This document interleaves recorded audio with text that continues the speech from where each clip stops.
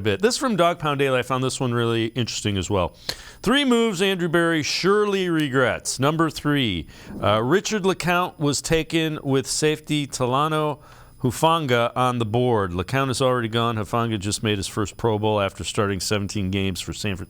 Okay, there's probably 31 teams that regret not taking him a little bit earlier than the 49ers did. That one, I don't know about. Number 2, big free agent contracts. 4-year, $44 million deal with Austin Hooper. 3-year, $33.75 million deal with John Johnson. Okay, those are 2 misses without question. There were also a couple pretty good free agent signings. Number 1, taking Anthony Schwartz over Amon-Ra St. Brown, who has become a really good wide receiver for the Lions. That one I can see that. That one's a head scratcher, but I think you were looking and you got enamored with Anthony Schwartz's speed without question. I know I did.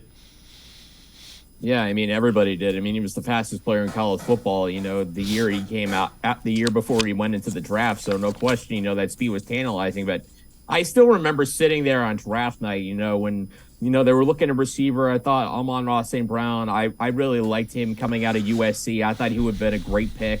And, when they took Anthony Schwartz, I was kind of thinking in my head, okay, speed receiver, I get it. I would have gone with St. Brown, and, 2 years later, St. Brown is one of the better young receivers in the NFL. He's putting up some great numbers with the Lions the last few seasons, and Schwartz has had, injury issues, consistency issues.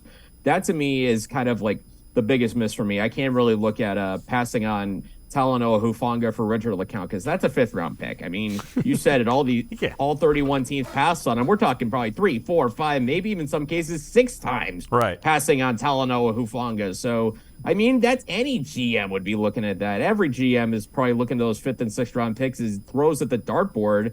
That case, it was just John Lynch hitting the bullseye while everybody else was kind of hitting the 2s or the 3s. Well, and remember, Donovan Peoples-Jones was a 6th-round pick. So it's not like Andrew Berry hasn't hit a couple of doubles with his late-round picks. So, yeah, but the Amon-Ra St. Brown one is one that's a head-scratcher, too.